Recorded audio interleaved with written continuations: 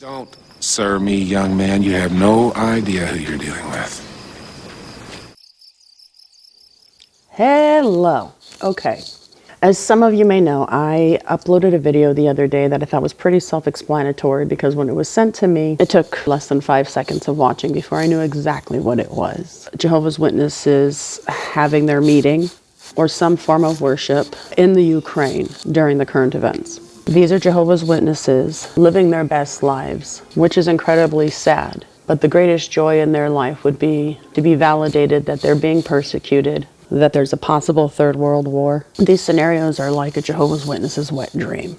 I'm not going to lie, it triggered me. It very much evoked an emotional response. If something's still triggering you, you're not quite healed from it.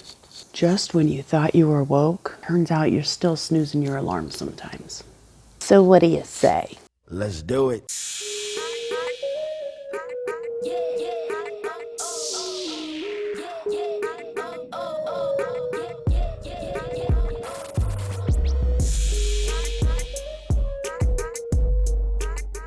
A couple of days ago, I uploaded a very short video with no commentary whatsoever. The reason is because I was teetering on whether or not to post it at all. My BFF, this guy, said to post it immediately. Don't second guess yourself. And all that other good supportive crap that I don't really like to buy into. So I posted it. And if you haven't seen it, I'll put a link down in the comments. I have since received information of what the Jehovah's Witnesses are experiencing at this time.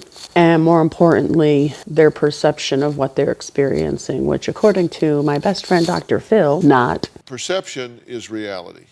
So this is the text that I received from a friend of a friend of a friend. Isn't that the way it always is with Jehovah's Witnesses? We always know somebody who knows somebody who was there when it happened. In Ukraine, about 3 to 4 weeks ago, the branch office wrote all their publishers and told them to buy as much food, water, and emergency supplies that they can, and to get ready to be staying home and be ready to take in their brothers that are evacuating.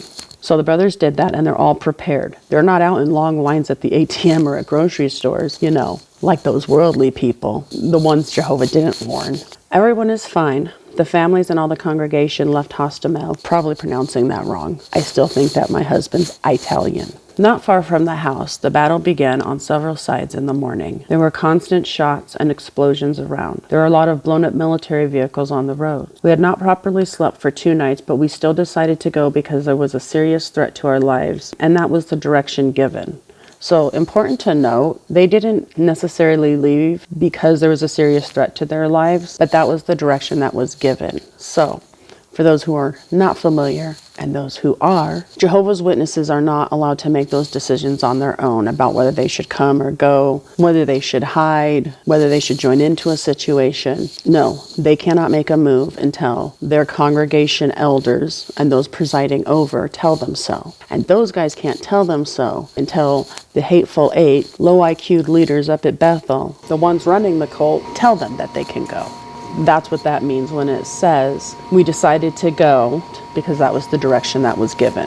The decision was made almost simultaneously by everyone in the congregation. Of course, it's going to be simultaneous because if the branch office advised their congregation that it's time to go, they have to simultaneously agree. That's what a Jehovah's Witness is.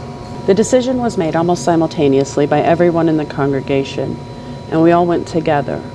We knew the direction and the way, but we were not sure where it was safest to go. Away from the constant shots and explosions? Please let that be the governing body's direction. Please let that be the governing body's direction. Therefore, one brother drove in the car ahead in the distance and would stop and reported the situation to others.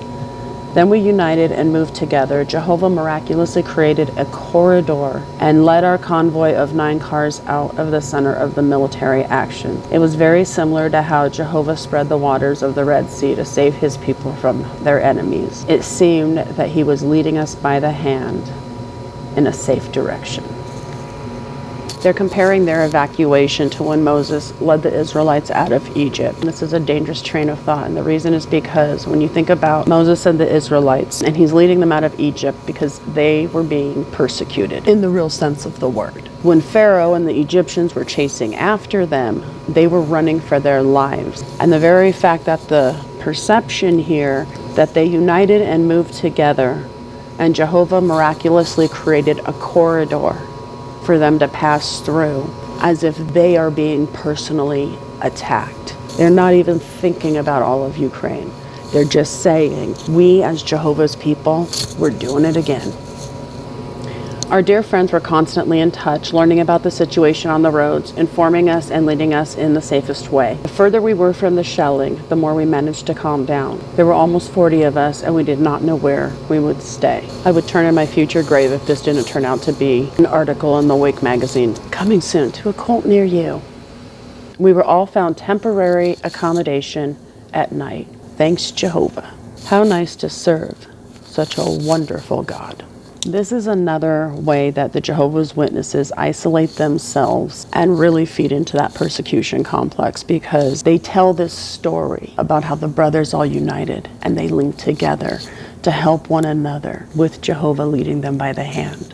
They won't acknowledge this scene at the Berlin train station, where non-Jehovah's Witnesses have corralled together, holding up signs, offering safety and accommodation. On the right side, there is like thousands of people from Berlin offering place to stay.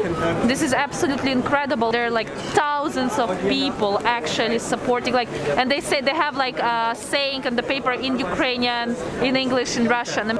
This is not a Jehovah's Witness love. This is what people do because it's the right thing to do.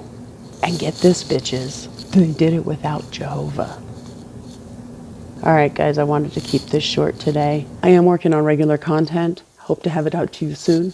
And until then, I'll see you next time.